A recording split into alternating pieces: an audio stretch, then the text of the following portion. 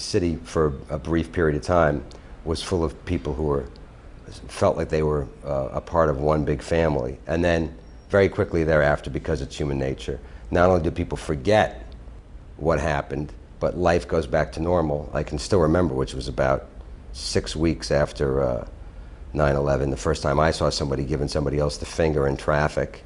And on a larger scale from that, it becomes a very short period of time after that where all the politicians came in, even from out of town here, and wanted to bask in the attention that was being paid to the firefighters. And now we're 10 years later and the firefighters are getting some funding in terms of their health recovery only because Jon Stewart, a comedian, mocked Washington ultimately on his Daily Show. And again, the spirit of the city and the country that went into the immediate aftermath is pretty astonishing.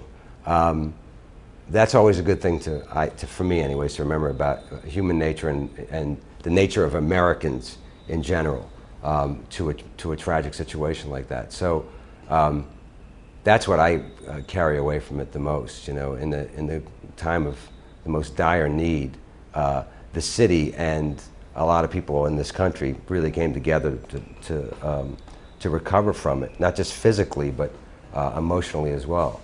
To me, the thing that, you know, in any tragedy like that, there are moments that come out of it in terms of the arts that sometimes have a great effect. And the one that I saw that really had the most specific effect, and to me is still the most amazing piece of work that came out of that, is that Bruce Springsteen wrote a song called The Rising.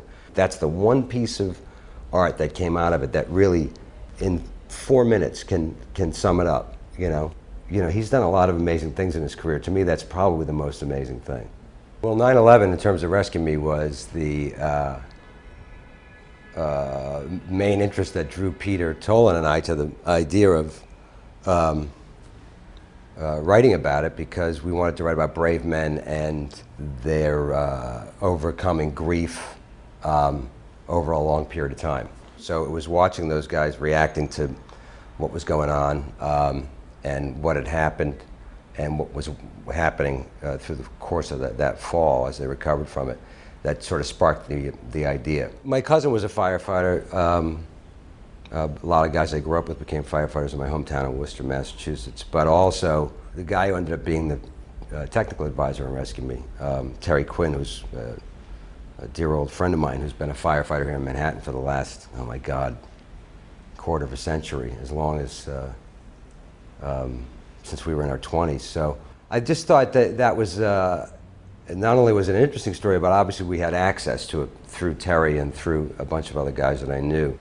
And I think it was, maybe that's why it drew an audience, because the audience was interested in watching the fictional story of those guys recovering from that event.